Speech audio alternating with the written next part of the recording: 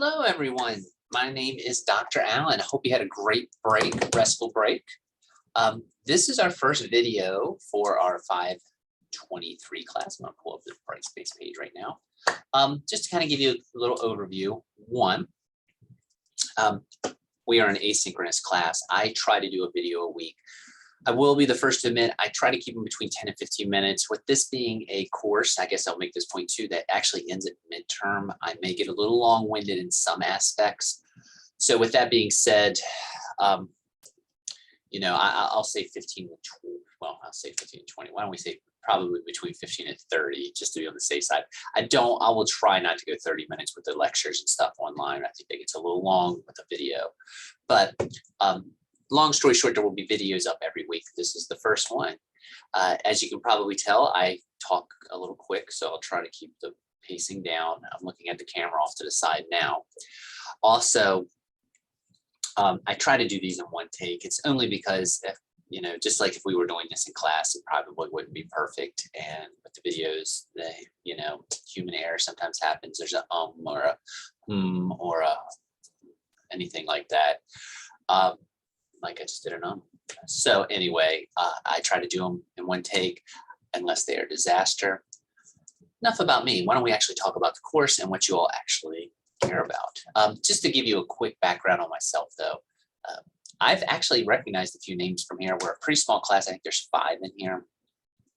I'm actually the coordinator of social studies in the Department of Education. I'm actually the interim director of teaching and learning at Shepherd now, as far as doing faculty type trainings.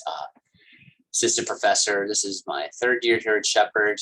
Again, I've seen some names. I've taught a couple graduate classes. I've worked with Dr. Johnson and Dr. Mitchell with other classes. So it's kind of it.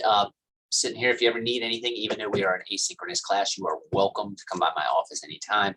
I'm actually in 101C, which if you know where Dr. Johnson's office is, I'm across the hallway in that other annex. But if you need me, of course, I try to check my email regularly and things like that. So again, enough about me babbling and all. Why don't we talk about this class? I think this actually is a very timely class. This is the first time I've actually taught this class. We're Education 523, Diversity and Awareness and Collaborative Practice. I have a feeling most of you who are in this class are already in the school system, but so hopefully we can make some connections. I'm going to go ahead and give this disclaimer. This class is going to deal with a lot of issues that I'm sure people have a lot of different political feelings on. I really want to look at this basically as a course where we're looking at different ideas and different input. If you put something on the discussion, just make sure you're always respectful. I welcome all opinions. I think that's part of the things that we need to get better at is discord in talking and communicating about issues and seeing different points of view. But we are going to look at the heart of this class is diversity, and we're going to try to look at that in terms of how you can diversify a lot of aspects of your lessons, your instruction, or even just your thought process as far as being an educator. If you need me, my office hours, I have a Monday, Tuesday, Wednesday. I'm here a lot though. So if you need me, just fire me an email. Sometimes I keep Thursdays and Fridays open because I have student teachers, but I might not be out 1 week, or I have a smaller amount this time, which is kind of nice. So just reach out if you need to make an appointment, or of course we can always meet via Zoom. Couple things. I'm going to go through the syllabus here first. I'm not going to get bogged down too much on the honor code. Just make sure you're not cheating on anything and such. The course description is there. There is a reference to a field experience. Do not worry too much about it. I double checked that. There's no hours or anything like that. I think traditionally most people that have taken this class are sometimes in our CNI master's program. And because of that, they're already getting the field experience. Textbooks. I did one, and I have a feeling a lot of you are familiar with this textbook, or you may even have it. And I thought I had mine here, but maybe it's in my backpack or Scoot Cross. Oh, sorry, I'm back. It's lies my teachers told me. There's a lot of different additions to this textbook. I have to admit, I'm not going to be too picky. The newer one has a little bit of different stuff, especially pertaining to some stuff in the 21st century. But I think you can make do with most editions. We have this at the bookstore. You can find it on Amazon, anywhere. It's usually like the best-selling education or history type textbook on there. I actually needed a new copy. I actually picked this up at Books A Million. So, and then actually with the Books A Million membership card and some sale they were having, it was actually fairly cheap. So that is our main textbook. If you've read it, just bear with it. I think there's a lot of good stuff in there that we could talk about. This is our available resources and disabilities and academic support. If you need any of that information is there. You're welcome to contact me if you need any references or directions to find any of those. Our goals and outcomes, sorry. We're going to kind of look at things basically again, how can we be a community that can operate as one within the field of education, I guess is one way to look at it. And looking at various viewpoints and just different instructional approaches. I know that's kind of a not word for word summary there, but just to kind of give you the idea. I guess one way to look at this is a class, a lot of times they're traditionally called multicultural studies and things like that. That is just a version of that graduate class. That's kind of how I've thought about it.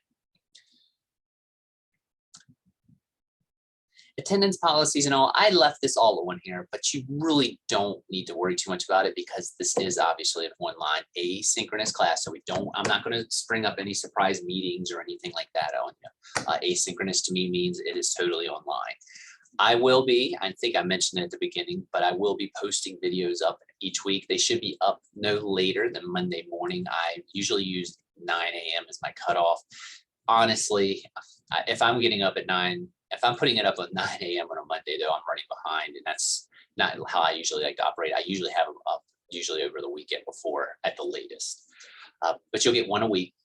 Usually what I do is I do some sort of instruction, and then I like to revisit and state anything that's due or clarify any questions that I've gotten that I think might benefit everyone. Cell phones, I don't think are going to be a problem in this class, but again, I left it on there. If you need them, a lot of our state and teaching standards are there if you want to take a look at them. For the class itself, we have a few things. Some of these I might get into as we get closer to the assignments themselves during the semester, but I just wanted to kind of operate and look at everything. There's basically, look at that, I already caught an error. There's actually 5 things that are due for this class. And that says, that should be DE. The first thing is the low-end discussion board. We're going to do readings based on this, and I will have prompts that are posted on there. Because of the shortness of this class, there's only going to be 5 discussion posts. I would say I would like them to be at least a minimum of 150 words. Please feel free to go over that. Normally I say, I'm more into quality versus quantity. With this, though, I think 150 words you do need to have, hopefully a little bit more. I don't think 150 words is too much to ask from a graduate level class. Just need to be thought out. And in case, I'm assuming everyone's had Brightspace, I will, though, show you. If you look on here, you can hit discussions. I've already got the first 2 up. So they're there and the prompts are there. And if you need to, I am usually, if I'm on the ball, which I should be, and if I haven't, I'll double check this week. But if you look under the weeks that they're due, I will also post the discussions there. So you should be able to have a link. You just click and answer. That's the first thing. And we'll have one of those a week. And yeah, they will cover multiple chapters. And I try to phrase the prompts a little bit to do that. The other one, I'll talk a little bit about this as it comes up. It's not going to be anything hot and heavy as far as get it like being difficult. It's the Zen project research assignment. I don't know. I'll have the link up later, but let me go ahead and pull it up. The Zen project, especially if you want to check it out. I spelled that, but I still picked it up. Google. As you look here, I don't know if anyone's familiar with Howard Zen. I'll talk about him a little bit when we get to the week that it's due. But they have it's a project. Actually, he is actually mentioned, I thought, on the front or the back. Oh, yeah, right on the front of the book. Why, as my teacher told me. They have a lot of materials that can be used as far as lesson plans and such, as you can see here. And what it does is it doesn't look at it. I mentioned it at the beginning. My background is social studies. That's what I taught. It's what I'm interested in, still what I'm interested in. There's a lot of different approaches to teaching social studies and all educational fields. And the one thing that is always a big debate in social studies is should we do hero history versus, I guess, I'll say common person history, but something from a more not big name history. For example, when you think about U.S. history, I still do it. You think about things in terms of almost presidential terms and presidential eras. The Howard Zinn Project tries to get away from that a little bit. And as you can see, they have a lot of different themes, LGBTQ lesson plans. They have education lesson plans. They have, I should have Hispanic. I thought they did. Latino. So there are disability lesson plans. There's a lot on here, and we'll talk about this assignment as we get there, and the link will be up. But you're going to look for different resources within that. Again, it's not going to be anything too complicated or such. An action plan, that's probably your big assignment. I'm actually not going to get into that too much with this lecture. I'm going to probably say that for next week. But I will kind of give you the overview. The big writing that you have to do, and you have to make sure I'll put the links up. It does need to be in APA format. But I want you to kind of think about ways that your school could diversify, or even your classroom. I'm going to kind of give you some choices, and that's why I'm kind of modifying this a little bit this week as I'm recording this. But I'm going to give you choices as to what are ways you think you can diversify your school, maybe diversify your classroom, even diversify your lesson plans. And you'll have prompts like, what are ways to include an inclusive and welcoming environment for all, increase the representation of diverse students and faculty. That's one way you can do an action plan. I'm probably also going to give you a choice where you could do one in your own classroom. So I'll have that ready for you next week. But the general outline is there. And if you want to start thinking about these things, you can go ahead and do it, because those prompts that are there by the bullets, that's really what I'm going to be focusing on. It's just ways that you can advance your lessons. For example, I'll give you one right now. Just from a personal standpoint, when I taught social studies, I remember one time I used to ask my students to give me feedback at the end of the year. And one of my students said that they would like a little more history on Africa. And I thought, well, I teach Africa. I do like Egypt. And, we do a little bit on South Africa and things like that. And I asked the student, I go, what do you think? And he made a very good point. He was like, well, no, he goes, I want to talk about these areas that are up below the Sahara Desert. He goes, I don't feel like we talk about these countries enough. And I would like to know more. And I thought it was a valid point, and that was something that in my classroom, I thought I needed to change. And it was an action plan kind of. I took a survey and altered maybe the ways that I did my lessons. Again, don't sweat that with this video. I will have that ready for you next week, but you can start thinking about it. Like I say, those are the things that you want to think about. And if you're going to do the school action plan, those are going to be the prompts. But I wanted to give you one for your classroom also. That was a late brainstorm. Edpuzzle, I'm assuming with virtual learning, a lot of people might be familiar with Edpuzzle, but if you are not, I'm going to put some videos up, because just to mix it up for me, being an asynchronous class, me coming on and lecturing or talking for, 20, 25 minutes about something, sometimes there's so much good stuff out there anymore. If you're not familiar with Edpuzzle, what it is it's a video and they ask questions or ask prompts as you're watching the video. I'm going to have some stuff related to the class posted up on there. For example, those are 3 that are on there, but might be 1619 project. I'm sure everyone's heard about that in the news, and there's a lot of different thoughts on that. So I actually have a link to it if you're not familiar with it, or if you are, you can get a little more background on it. There's going to be some videos on Asian American history, also important Supreme Court cases related to diversity in schools. And that could be religion, that could be, gender, things of that ilk. So, and just to kind of show you Edpuzzle, I already have the first one done. You'll just click that link and it'll ask you to register. Just put your name in, it'll go right in there. The next thing that you're going to do is we're going to do 1 week where we're going to talk a little bit about international educational approaches. And I think that falls into diversity. I kind of went back and forth with it, but a lot of schools and a lot of nations do different approaches as into how they instruct, and are they more teacher-centered, more student-centered? I think it's kind of interesting, and I thought it might be something we could do. And we're going to do a Wakelet where you're basically going to make an e-portfolio. A lot of these are things that you could do. They're not difficult. And what I mean is when I assign them, you can go in there and do them that week, and it shouldn't wreck your week. Outside of the action plan, that should be the big. That's kind of what I'm going with for this class. I don't think, I think the content is as much as important as anything, obviously, but being a midterm ending class, I don't want to just jam a whole lot in there. Most weeks, what you're going to have is some sort of assignment will be due. You'll probably have a discussion post, and you'll probably have an ed puzzle. So ed puzzle, discussion, and one of the projects. There's 500 points are available. There's kind of the breakdown. There's our schedule. It looks so skimpy when I look at it. If you notice, though, on the first week, it says introduction. And what I want you to read this week is Lowen's chapters 1 and 2. Now, I went ahead and I'm going to, by the way, I don't open everything all at once. I know some professors do. Even though we're asynchronous, I feel like it's not an independent study, so I like to do things week to week. Plus, it allows me to keep up with your grading a little easier and things like that. There's some selfish motives in it, but there's also, I think, some educational aspects to it. But with that being said, because the first week's just an introduction, I've went ahead and opened week 2.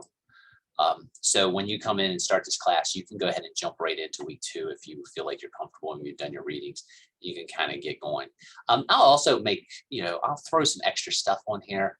I'll talk about this next week, but there's some Zen resources. There's what makes a hero discussions, which I think is interesting and connects to the discussion board. So that's that. As you can see here, we're done basically that last week of February. It's nuts to me. That's crazy. I've never taught a class that ended that early. Last day to withdraw from this, I believe, is, well, I know I looked at the calendar, is going to be February 11th. And it says 2021. I will fix that. I think when I did, we're doing this, it was at the end of December. I always catch these errors as I'm talking to you all. I'll update that before I post it on the Brightspace site, but it's 2/11/22. And as you can see, most weeks it's discussion, ed puzzle, reading. And if there's something that's due one week, let's see, there's ed puzzle 4. So I have the 4 ed puzzles. Most weeks you'll have something on there if there's not an ed puzzle that kind of takes its place. But that's kind of it. As you can see, discussion, ed puzzle. Zen exercise, discussion, ed puzzle, discussion, ed puzzle, discussion, international Wakelet, action plan, ed puzzle. So that is the class in an overview. Let me make sure I'm not forgetting anything. That's all nuts and bolts stuff. That's it. I wanted to get a video out for the first week. Again, if you need me for anything, please contact Dr. Allen. Again, we're a small class, so contact anytime you need anything. Now, if we were a large class, you could contact. But like I say, it should be pretty quick turnaround. Looking, just in case you ever want to see, we have our class listings here. And there we go. So everyone's there. You get one of these a week. Oh, by the way, there'll be, obviously, if you don't know this already, they will be posted here. This video will be on here by the end of the week when you open this, but I'll also send it out in our announcements. And I do try to send out a reminder every Monday morning as to what you need to do. And again, if you need anything, if you want to know a little more about James Lowen, by the way, I did put a biography up here. He actually passed away not that long ago. And as you can see, there he is. So if you want to read a little bit, he's definitely influenced a lot of education of the book. I will sound like I was going to cut off, but I can't help myself sometimes. There's going to be things I think you'll agree with and really like in here. There's probably going to be stuff that you don't. I'm not asking you. I mean, this is to bow down at the altar of James Lowen, but I do think he raises a lot of important aspects and things that you can think about in how you teach. Again, I should add this caveat also. I do catch myself sometimes defaulting to social studies because it's my background, but I do think the ideas that are put in here can go across the board.